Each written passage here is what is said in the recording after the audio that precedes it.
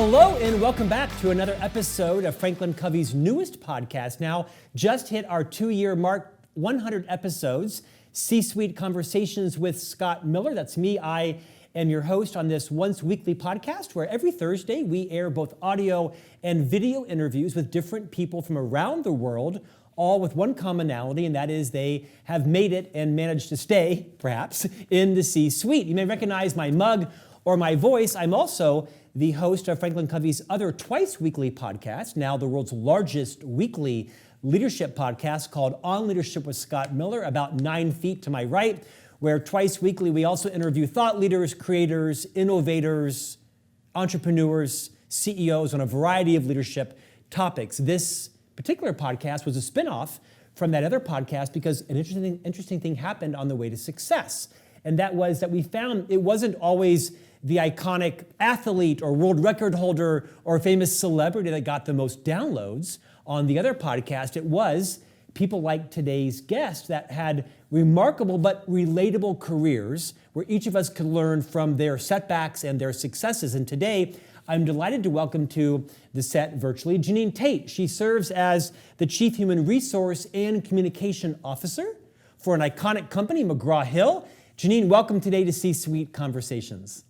Thank you, Scott. It's a pleasure to be here. Jeannine, I'm delighted to have you because what I'd like to first do is have you take plenty of time and walk us through your journey, because what I think is one of the most interesting aspects of these conversations is how did someone get from there to here? Rarely is it a linear line. Oftentimes it's serendipity. Sometimes it was in deliberate strategy. But I'd love it if you would rewind a couple of decades. You're young, but I guess you've got a couple of decades under your belt, and talk a little bit about your education, your upbringing, and maybe some of the significant career pivots, because people are always fascinated with the decisions people made throughout their careers. Sure. Happy to. And I agree with you. It was a zigzag path for sure in terms of my career development. So going way back, and it's been over 30 years I've been doing what I've been doing in the HR space. But starting out, I ended up doing a lot of summers. I wasn't fortunate enough to spend the summers down the shore like some of my friends. My mother and my parents were very corporate minded, and so my summers were spent working for temporary agencies and doing, internships, if you will, on a contractor basis with different companies. And one of them was at a pharmaceutical company where I lived. I was 19, and I had a chance to work in the HR department. And I thought, hey, I kind of like what's going on here. HR seems to be sort of the heart and soul of a company. You get to see what's happening across an enterprise, and I really like that. And so I started to tailor my business. My parents really wanted me to go into accounting. And while I enjoyed some of that, I started shifting into the human resources curriculum, and I really, really embraced that. And then I continued to get jobs in the summer to supplement that. And over time, I ended up starting in the center of expertise side of HR. So I had a choice of going into talent or going into compensation. And I went into compensation because I did have a lot of that accounting financial backing in my curriculum when I went through school. And so I just picked it up from there. And from there, Scott, I would say it wasn't as deliberate. It was more experiential. I was the type of driver in my career where I really rose my hand. I'll take that.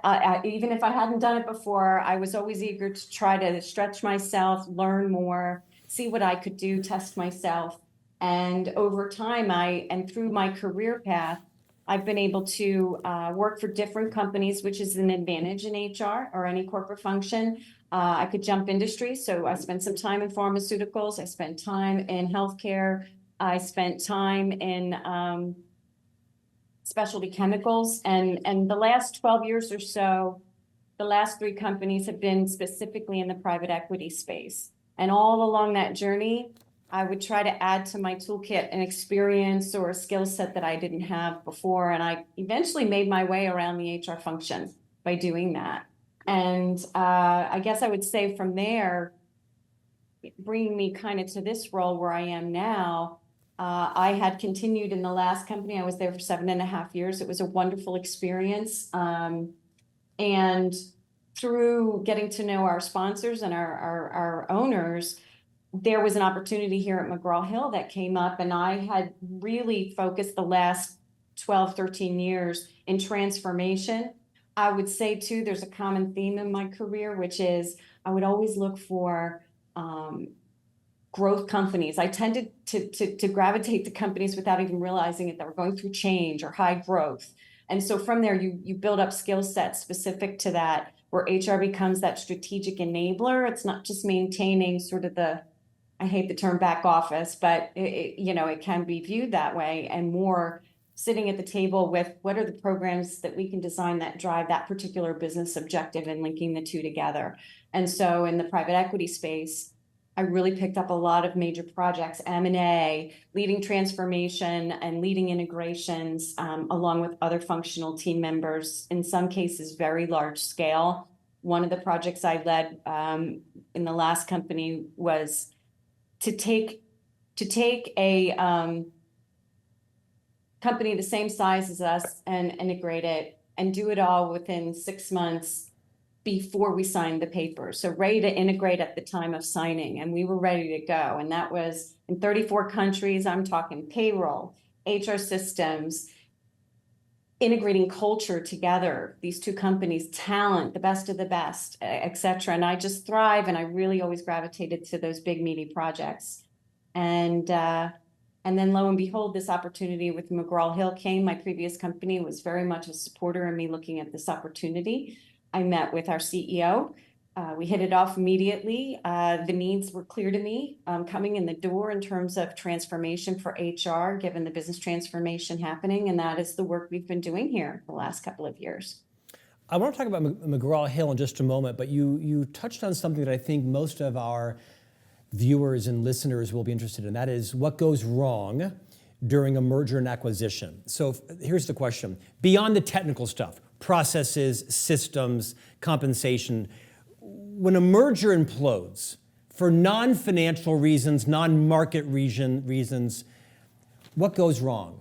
What I really want to know is, I want every C-suite listener to be thinking about their next acquisition.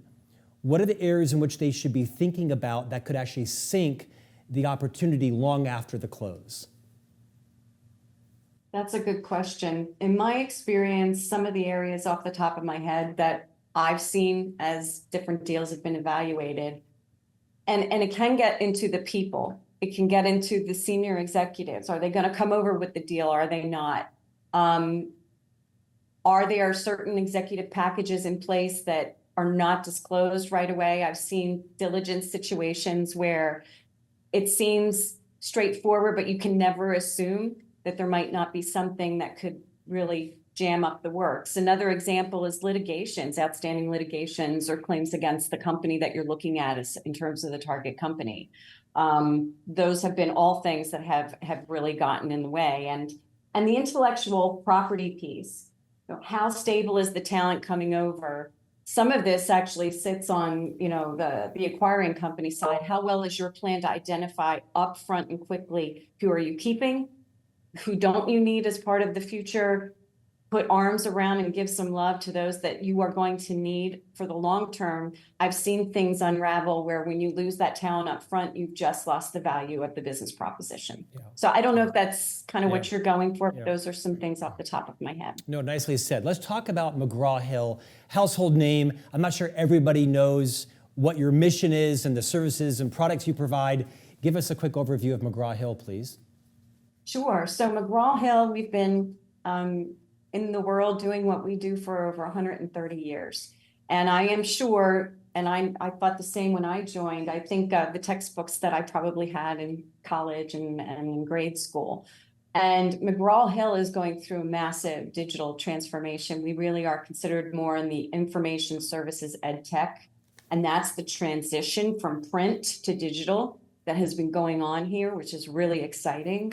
And the mission for McGraw Hill is simple. We want to make sure that we can meet learners and teachers where they are in their learning journey and give them the best support and access to all the education that they deserve. And so we really are about the content, the quality of the content, and delivering it in such a way that really, really drives learning in an individualized way. Every learner has their own individual path for learning. We recognize that. And I would recommend, if you haven't checked it out, you should go on our website, and there's a video that was created last year to really explain end to end the individualized, personalized learning journey of a particular character called Anna, from when she is starting in kindergarten all the way up through college and beyond. And it really encapsulates exactly what we mean by these digital products all along the way that help students learn. We are building analytics with that teachers can tap into and see where is Jane Doe with her learning journey versus another student in the class, and customizing and designing that curriculum or that approach to teaching those students so that they are learning in the way they need to be successful. And so I think it's an exciting time. We really saw a big turn during COVID, believe it or not. COVID really was the time when our digital product needs were so critical. Teachers were home, they were in lockdown, they were trying to figure out how to teach their students virtually. It was challenging for parents, it was challenging for the students. And we did experience some learning loss as part of that, but McGraw Hill as a company, we were ready and positioned well to be able to get these digital products so that the teachers could continue to serve students during that time. Jeannine, I think you have a wealth of knowledge that will help our listeners and viewers better manage their careers. So I want to do a speed round with you. And I want to ask you maybe about 8 or 10 questions, and maybe give me the first thing that comes to your mind, 2 or 3 sentences or more if necessary. If someone wanted to become a chief human resource officer, regardless of company or industry, what are the top 2 or 3 skills they need to be best of class in? A great question. I do think one of them is lead as a business strategist with an HR skill set, because when you sit in this seat, your ability to be an advisor to the owners, to the CEO, to your peers on the executive team is critical. So where in the early career days, you're relying more on your technical skill sets and working more as an individual contributor, the ability to really sit there and think about the business as if you were an owner, and then how do you bring HR to the table to serve that strategy is critical. I would say also that intellectual curiosity that goes along with that, to learn the business. Because if you don't understand the business, just coming up with HR programs, HR designs, HR strategies that don't sync up to that, there's a disconnect there, because it's about HR enabling the business and really serving as a strategic enabler and what that really means. Surrounding yourself with a smart, strong leadership team, I would say, is number 2. You cannot be everything to everyone, and you really need to spend more time in that strategic advisory role. Now, when I first stepped into this role, I had to spend a lot of time setting up the foundation. I had to establish my own HR transformation, change the operating model, how we engage with the business, et cetera, where our strategic focus was, how we do work together. And we're still going through that. That's continuous improvement. We will continue to do that. As part of that, I put in place a leadership team that is really about high operating impact, high performance impact. They know their place on the playing field, if you think of a sports analogy, but they also work very closely together. Everything they do is interconnected. In the business, the way they receive the value we bring, it doesn't matter whether I am the total rewards leader or the talent leader or business HR leader, or I'm leading the operations systems side of things. The business doesn't care. All they care about is what they're going to receive on the end, and our ability to integrate together with strong leaders who are good in their particular place on the field, as well as how well they work together and build those relationships with the business, gives you lift in your chair as a CHRO to be able to sit with the leadership team and focus on those strategies like I talked about. So those are 2 that I would say. And then finally, I think there's the emotional intelligence.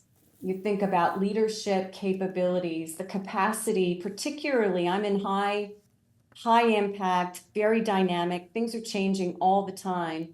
And whether you're sitting in this chair or any other leadership chair, the ability to sit in the middle of everything that's happening around you you're going to get pulled this way. You're going to get pulled that way. Our job, and there's a lot of things that come up day to day, big wins. The highs are really great. And sometimes you get hit with some really amazing things that are impactful in a negative way to the business. And how do you rise to that and mobilize your teams around that? So staying in the middle of all that to keep the objectivity and the focus for yourself, for your team, for the business, for the executive team, I would state that as number 3. You also serve as the Chief Communications Officer for McGraw Hill. So answer this question. The most influential, effective communicators have mastered what skill sets? Oh, I actually think listening and understanding. Listening to understand what the issue, topic, whatever it is first. And then knowing your audience so that then you take those 2 pieces to deliver a message that will resonate and have the impact you want it to. Taking complex things and topics and translating them into a message that's easily understood. It's not easy. And I would also say, from a communication standpoint, that listening, that really understanding the topic, thinking about your audience, relationship building comes along with that. And so having those relationships, knowing where to get the information, knowing where you need to go to listen, to understand, and then to develop the message, all of those things are key.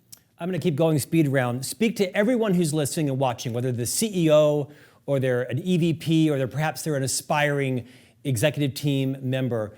What's the biggest issue facing the workforce, facing the human aspect of the business that people get wrong? They underestimate, they think is a trend, they're not putting enough time and energy thinking about it, maybe even compromising on it or seeking a third alternative. Where is that sort of human element, the most important element of every company kind of moving, that you think people underestimate and it's going to burn them? Their own career, perhaps. Well, I know there's a lot of talk about working in the office, working remote, hybrid work, what makes sense. I also know there are trends. I mean, I know this is a topic people are paying attention to. What I'm seeing in terms of the trends are still a dichotomy of certain industries are starting to say, come back, we want you back. And as I talk to candidates, or we talk to candidates, we are remote. We intentionally bring people in. Leaders have the ability to say, hey, we want to collaborate. So we, intentionally and purposely we'll pick times and schedule times to bring teams together where it makes sense. But generally speaking, we continue to be remote and we continue to see high productivity. We also tend to see the ability to really bring in the best of the best in terms of talent. And I am seeing this trend of calling folks back to the office that could be detrimental. I think it's getting in the way of talent. I think you look at the different generations of workers. Some workers before COVID, the younger generation, early career folks, they don't know what it's like to be in the office the way some of us remember. And that matters. And they are evaluating that in terms of where they want to work. And I'm seeing candidates coming into the labor pool that are choosing to move from the company that they're at if there's too hard of a stance on that. So that's one that's immediately coming to mind. I don't know, Scott, if there was anything else that you actually, particularly from a trend perspective, were noticing and wanted me to comment on. Well, it's ironic. That's the very one I had in mind. I was thinking that everyone's faced with that as well, too. I just wondered if there's maybe something else, like you think the leadership suite doesn't spend enough time on recruitment, or perhaps they spend too much time on recruitment and therefore not enough time on retention. I mean, I see this so often in companies where there's such a voracious appetite for attracting new talent, and as a matter of just neglect, accidentally, the top performers don't feel loved and cared upon. I actually think, maybe wrongly, that much of the talent flight that happened during the pandemic could have been prevented had organizations been communicating and connecting with their top performers. I just don't think people, by and large, weren't leaving for $10,000 more. Maybe they were, because you see that flight coming back. And perhaps that's naive of me. Is there anything else that you want just to, if you have the ear right now of thousands of C-suite leaders, What do you want them to be reminded of that they need to kind of, understand the zeitgeist, what's going on in the world, and not to be complacent about? Right. So I'm thinking about something we're about to do here. We're sort of revisiting our culture. We have a very strong culture here at McGraw Hill, and I also believe that that is the reason why we have people who have been here for so long. We have highly tenured workforce members. They believe in the mission. We are highly mission driven, which folks really embrace in terms of what it is that we do, in terms of serving teachers and students and that learning journey. I think that we have an opportunity to re-tap into what are our cultural values that that drive this wonderful culture and can continue to enhance it. And we are about to do that this fall. We're coming back to employees, and we've been talking to our leadership team about that. And then we want to bring that into every aspect of our human capital programs, how we evaluate candidates and how they align to these cultural values that drive the good work that we do. We will run an engagement survey that will be tailored in a way to these cultural values, drive our productivity, but also give the employees their voice to us. Because if we don't know what they're thinking, we can't pivot and we can't adjust. And so it's very action oriented in terms of what we're doing in that regard. And then, as I said, having us anchor on that gives HR the ability to design programs that are going to reinforce, develop, and drive a high performance organization even more so than what we are today. And I don't know, I think some companies do a very good job of tapping into the culture. I also think our culture is changing as we continue to go through transformation. Our workforce profile continues to change. I don't think it's a static exercise at all. I think that it has to be something that you do year over year, where you start to get good analytics and data and trends to be able to pivot and adjust. Because if we can't, change is going to be a constant. That's a given. And changes in your workforce and what are the concerns, what are what's making them happy, that's working well, that we want to do more of. That's where we're going to get that information. Jeannine, I don't mean this next question to be political at all, but I want to ask you, where do you think the puck is going on DEI? And I ask that because you see a lot of private companies that, obliged, maybe because of the right thing to do or goodwill, or maybe it was just politically expedient for them. And you see a lot of news reports around private companies starting to move away from their DE&I investments and initiatives. You see many public companies that are pulling back the strings and budgets. You see a lot of legislatures, a lot of school districts, universities that are feeling threatened by political initiatives in states. And you see SHRM recently has just come out with a new position on where DE&I is going in terms of their own education and such. Without necessarily your own personal views on that, when you think DE&I has kind of gotten a bad name, but it also has to do with promoting women in leadership. I don't know a company that doesn't want to have a more balanced, diverse workforce, and making sure that everybody feels like they belong, including me, a white man in my 50s. I also want to feel like I still have opportunity for promotion because the pendulum has swung against us, or at least that's a perception for some white men in their 50s. Broad question, take it wherever you'd like to go. Because again, I think you have a lot of C-suite leaders who are kind of leaning in right now, wanting to know what Jeannine Tait thinks around where in their organization should they have that pendulum kind of settle in 2024. It's a great question, and I'm happy to tell you we are leaning into it. And I'm so excited to tell you, it's like the perfect question. We've just launched DEI&B, belonging. And if you look at our industry and you look at our customer base, we want everyone to have access to education, inclusive access to education. We want everyone to be able to access it. We want everyone to be able to have a good education. And therefore, our culture needs to reflect that as well. And we emphasize that. We have, as part of our ESG reporting, we talk a lot about our different activities. I have a talent management leader who is absolutely focused on this, with a DEI leader working on that team. We have employee resource groups, which I think makes us it just enhances our culture here at McGraw Hill, who are active, they're involved, We're about to see some in a couple of weeks. We're having a national sales meeting, and we're going to be able to check in with that group. And we leverage the power of all these employee resource groups. So I think we're sort of operating on their own a little bit when I first started. And now we're bringing that force together as a collective so that we can think about different things we want to highlight there. We have a Global Volunteer Week that each year we surpass the previous numbers for the year. And we do have a DEI group that helps with all of that, along with all of our employee resource groups. They all coming together.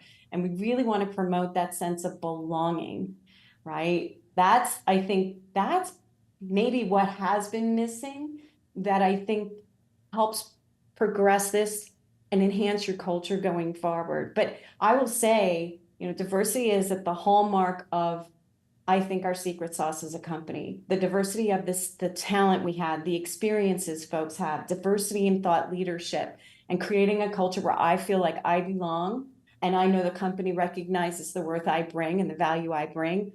I think it will continue to be important, and I think it will continue to differentiate whether or not you can attract the best talent for your company. I don't expect you to have a codified position on AI and Chat GPT, but you're in the publishing business, so I'd love to just kind of ask you some broad questions. I'm an author myself. I've published 8 books, and I think my readers buy my books because of my own unique narrative and voice. I'm not trying to write books faster. I'll often have research done for the mini podcasts that I host, and I'll ask the producer, these questions look like they were generated on chat. Like I can pick out which ones were AI generated pretty closely, and which ones were uniquely curated. Everyone is pushing for more efficiency, more profitability, and how do we economize our time and our talent. And certainly the innovations that AI is bringing at an unprecedented speed of acceleration are going to have to be leveraged in the publishing business. And there is the intellectual property protection, and there is the authenticity of what is naturally an author's own thoughts. Any general ideas on how McGraw Hill is wrestling with this topic and kind of where you see your positioning maybe coming out in the coming years? I know it's a sensitive topic, especially for a publisher, because you're trying to stay with the times, but also figure out what makes sense now, which may or may not make sense, 6 weeks from now, let alone 6 months from now. Agreed. Yeah, it's an exciting time in that regard. It's pioneering days. Everyone is trying to understand this. I would say McGraw Hill is focused on looking at how our product development and how to best leverage this as a tool. There's a lot of testing and test environments and opportunities with lunch and learns to bring thought leaders around the company together to talk about this, start to play around with it, and start to establish how is this going to help us deliver quality product in the right way. Now, there's do's and don'ts that we have to figure out, which everybody is grappling with. And you mentioned it earlier, you can tell what has come out of an AI product in terms of your own preparation. And it's a tool, and it's a tool. We still need human beings to evaluate what that content is, put the touch on it, edit it, revise it, and create the final product. It requires a human being to do that. So we're in the place right now where we're looking at it all. We're starting to establish from our product perspective how we do it. Eventually, I see us moving into ways of working within the corporate functions, but right now we're focused on our product and our customers and how do we leverage this tool in the best way possible. You talked a little bit about some other aspects to AI, and you talked about authors and content. Well, we're looking at all that, just like everyone else, I think, who is dealing with content generation. And so it'll be interesting to see where we go with that, but that's all under research right now in terms of how we think about it. I don't even think the laws are quite defined yet, and we monitor that, and we'll see where that goes. But it is an exciting time. We're on the forefront of something pretty exciting with this, I think. Well, it's going to be fast, like you said, and so staying close to it, and don't overinvest in something unless you're really sure it's going to take off. These are all the things to think about, right? And perhaps, unlike some companies, McGraw Hill probably has some more pressure on you because you'll be setting some standards, right, in terms of the publishing industry, and how do you deal with that whole realm in a way that will be moving as fast as faster than you can possibly adapt to it. I'm sure there'll be fits and starts. I appreciate you being willing to address the question, at least not, if not broadly. I want to ask a couple of quick questions before we end about your own career. Yeah. What's the best career decision you ever made? That's a good question. Best career decision. Give us some specifics. Right. Okay. And why? What happened? Why was it the best?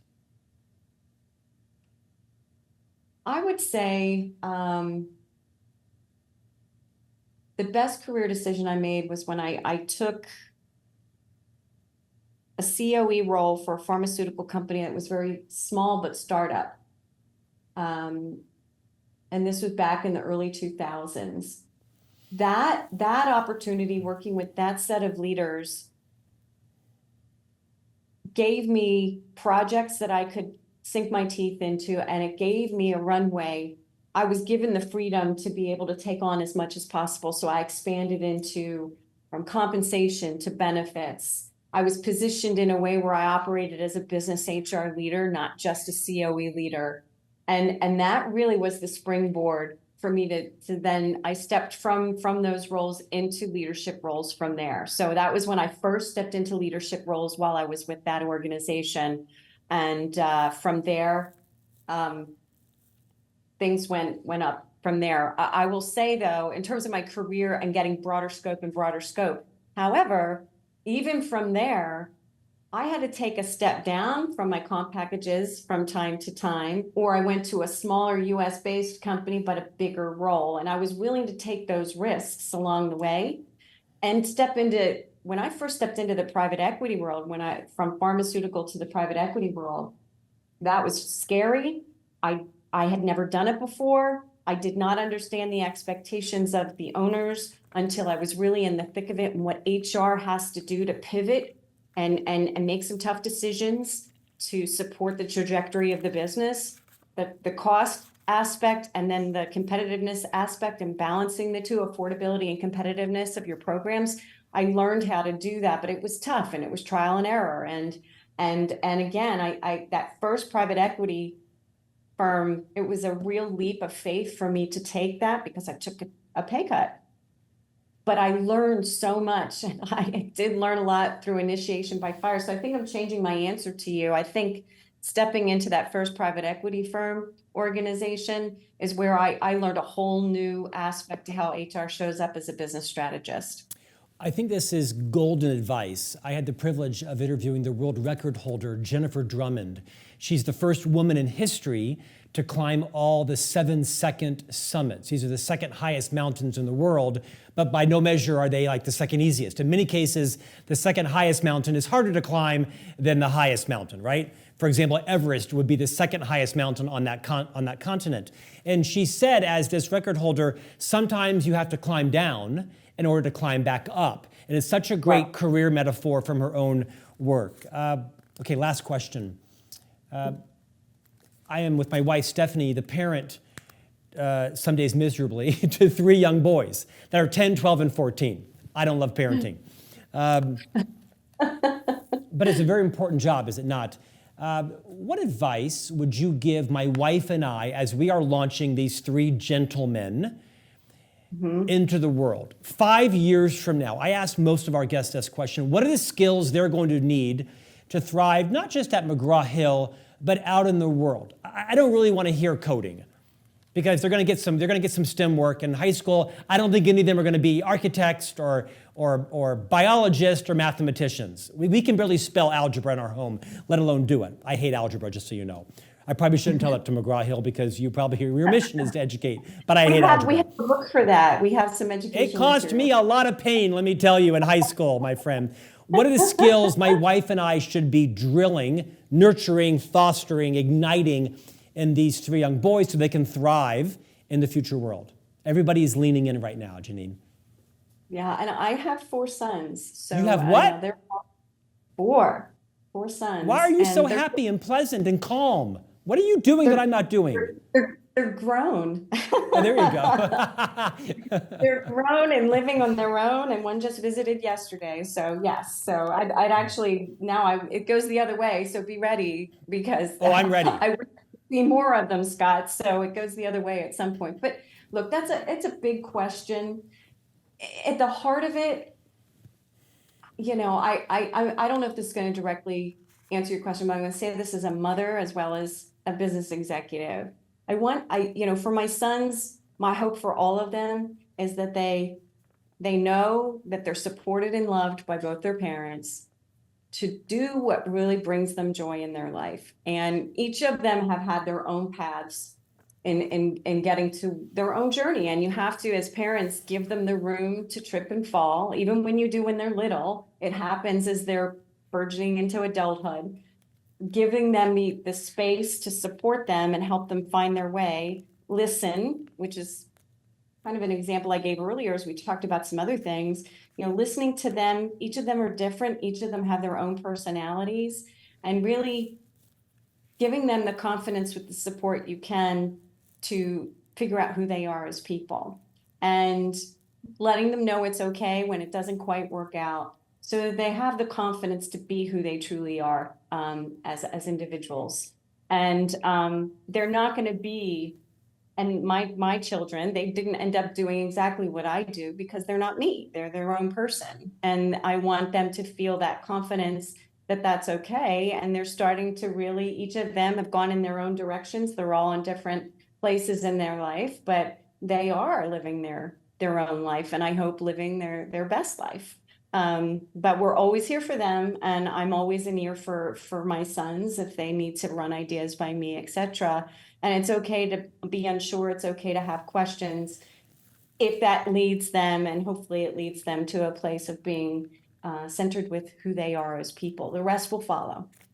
Well, I feel shamed by you because that was really awesome, great advice. No, that was lovely. In fact, that was so lovely. I got to ask you a couple more questions. When someone's career implodes, what usually is the cause? Mm-hmm. There's many, right? Rattle them off. It's okay. Rattle them off. What? Yeah. I mean. Yeah. So, I mean, in instances where I've seen this happen, it can be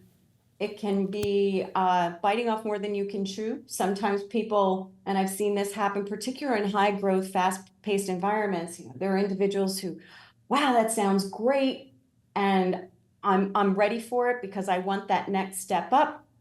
But they're not honest with themselves to say, can I really do that? Am I really ready for that?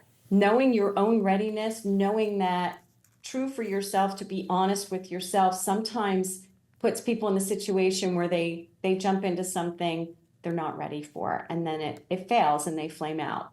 I will say too, though, when I see people in situations where their career implodes, they've gone in a direction that maybe also doesn't align with what they're truly good at. They're not maximizing maybe their strengths, or they're not recognizing their strengths to then, focus on what's going to really make them happy and bring them joy and set them up for success in their role. And folks that I have seen over the course of my career and my life who have had that situation, they've had to take a couple steps back. In most cases, I've seen people reroute, take a pause. What am I good at? What truly brings me joy? What motivates me every day? And can I focus on that, redirect to that? And I've seen people change their career path. I've seen people change what they do altogether to something completely different, where it actually is a fit for them and it's a fit for the organization. Most times I've seen it work out that way for people, but it takes being really honest with yourself to see, is this for me or not? So that's my initial. Well, in 10 years, when you leave McGraw Hill, in 10 years, you should have a LinkedIn learning course or some kind of Udemy course or something about career development, career insight, leadership development. You have a great future ahead of you. McGraw Hill better do a great job of recruiting you. Jeannine Tait, you are the Chief Human Resource and Chief Communication Officer at McGraw Hill. I appreciate you generously investing in all of our listeners and viewers today. Thank you so much for your time. Oh, it was a pleasure, Scott. And thank you so much. It was great getting to know you too. And we'll see you back here next week for a new conversation from the C-Suite.